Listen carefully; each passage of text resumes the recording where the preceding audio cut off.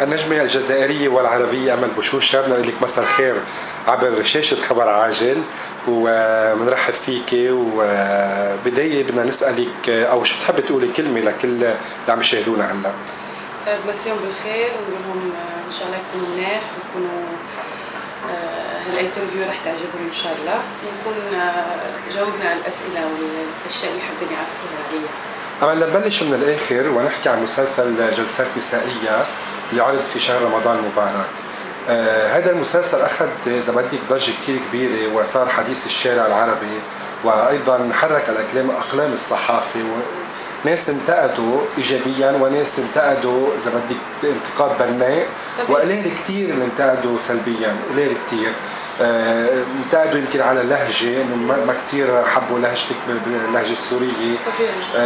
وفي ناس حبوا مثل ما نحن حبينا وكتبنا نحن انه كتير حبينا هالشيء، وما فينا نعقب على هذا الموضوع انك بعدك جديدة باللغة، يعني ما فينا كتير نلقي الضوء على انه في شيء غلط. خبرينا عن كل الانتقادات اللي قريتيها بالمجلات وعبر الشاشات وكلها وعبر الاعلام بشكل عام. قديش بسطتك، قديش حبيتيها، قديش عطيتك بوش اكثر لتشتغلي اكثر، وقديش الانتقادات السلبيه يمكن حركت فيك شيء او ما اثرت عليك؟ اهم شيء انه المسلسل لقى نجاح واستحسان العالم، وهذا هو الهدف الاساسي والرئيسي، لانه يعني نحن كنا مجموعه من الممثلين وكان اكيب، يعني في مخرج في الممثلين مجموعه من النجوم. الامر يتعلق بنجاح المسلسل، فمن نجاح المسلسل ينجح الفنان. الانتقادات كانت ايجابيه جدا، لدرجه انه انا يعني حمستني واعطتني بوش ودافع كبير انه نقدم اعمال جديده، لانه الناس حبتني بدور رويدة وحبت المسلسل ككل، لانه صوره جميله، صوره جديده. المخرج مثنى الصبح أعطى فعلا رؤية جديدة للدراما العربية والسورية خاصة من خلال جلسات نسائية. هلا النقد السلبي طبعا دائما هو يكون نقد بناء، لأنه بالآخر نحن ما بنشوفش حالنا، الناس اللي بتقيمنا أو أصحاب الاختصاص اللي بيقيموا الفنان. طبعا أنا دائما ناخذ بعين الاعتبار الأشياء السلبية ونحاول نطورها. هلا مرات في ناس تنتقد لمجرد النقد أو لمجرد التجريح والتكسير. أنا بالنسبة لي هدول الناس مش موجودين، يعني ما بعطي اهتمام كتير لهدول الناس، لأنه بالآخر أنا كل شيء عملته بالمسلسل وما عم برر، عملته يعني بصدق وعملته بكل إحساس يعني، وأنا ما بقصر إذا يكون عندي شغل بعمله على يعني وجهة، يعني بعمل كله ولا ما بعمل. بالنسبة للهجة طبعا في كتير ناس حبيت، وأنا جتني ردود إيجابية كتير من سوريا الحبيبة. الجمهور السوري حب أمل بوشوشة كبنت سورية، وهذا شيء جميل، وأنا هذه هي النقطة اللي كنت حابة نوصلها. طبعا يكون في ناس بيلاقوا إنه اللهجة مش ظابطة وإلى آخره، هذا شيء منطقي. أنا أول مرة اشتغلت في سوريا كاحترافيا كان بجلسات نسائية، والفترة الزمنية بعتقد اللي قعدت فيها في سوريا مشان المسلسل كانت فترة قياسية، فلازم الواحد يكون عنده اوريدي عايش ببلد. مثلا أنا بلبنان بلوز أو موان نقدر نتحكم باللهجة، ولكن بسوريا كان شوي وقت قصير.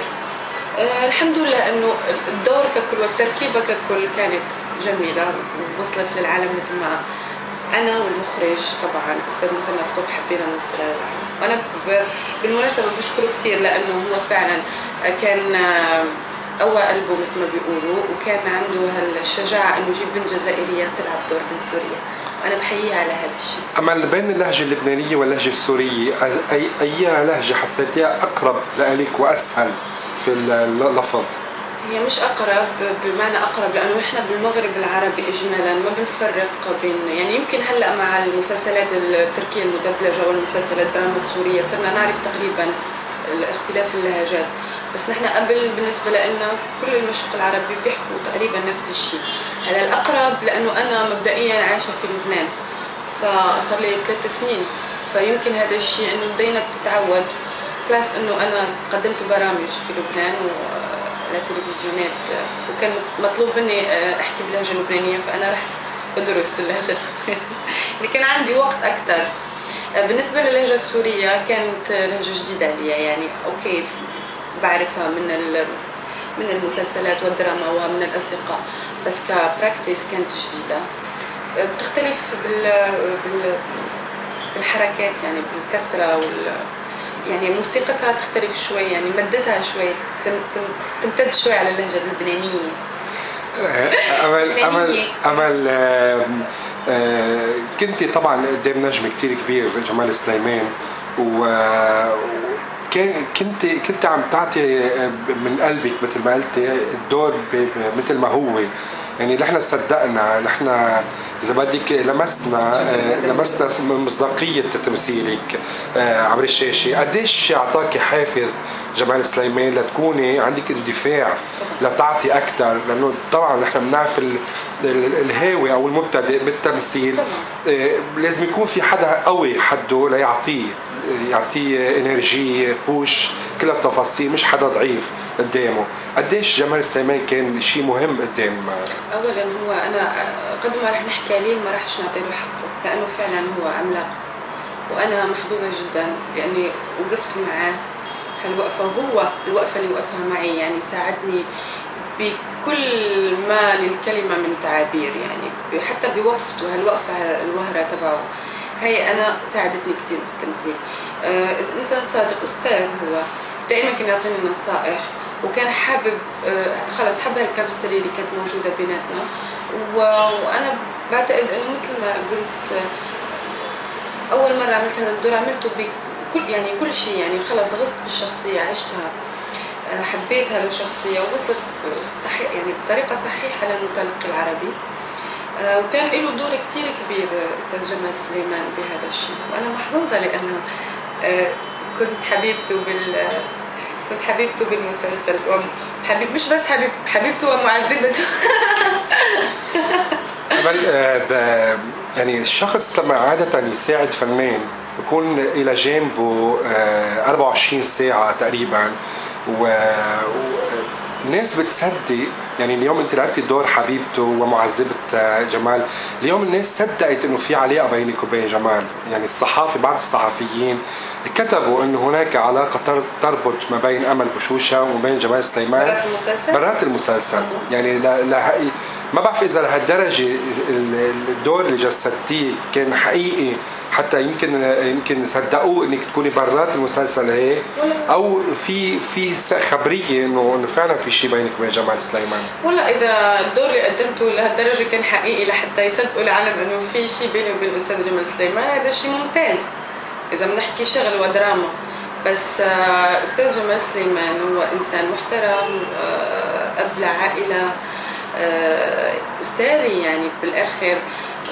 وانس كنا نخلص تصوير بنقعد بنحكي عن نبرم العالم كله، ثقافة عالية جدا. أنا كنت يعني تعلمت منه كثير أشياء، لأنه عنده مرجعية هامة جدا إن كان تاريخيا أو إن كان يعني بالثقافة العامة. بس يخلص الشغل كل واحد يروح على بيته ويرجع عند عائلته وأنا أرجع عند عائلتي بالآخر. هذا الشيء مش ما في ولا شعرة من الصدق. بس إذا العالم حست إنه هذا الشيء صح لأنه كان في كيمستري عالي وكان في انسجام منيح، فأنا أديت دوري 100% ونجحت فيه لهالدرجة.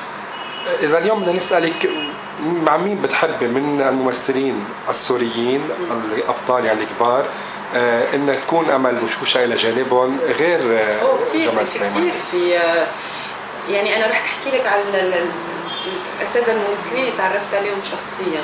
نعم. أستاذ سلوم حداد قمة في الإبداع، أنا كثير بحب أداءه وبحب كل الأدوار اللي عملها، ودائما كنت موجودة في سوريا كتجمعني، يعني جلسات نقعد، كمان هو يعني بيعطيني نصائح. بحب كثير اشتغل إن شاء الله معه. في كثير نجوم، يعني في باسل الخياط، يمكن مصاير الخوندي مثلا. مين ما بدي اظلم حدا على حدا، يعني حرام. من الممثلات مثلا منى واصف طبعا، ست منى واصف، في كثير يعني كلهم هم يعني الدراما السوريه صار فيها نجوم وكم كبير من النجوم، وهذا الشيء جيد وممتع حتى. يعني انا بفتخر اشتغل مع ناس كبار، هذا كله ينعد بالسي في تبعي.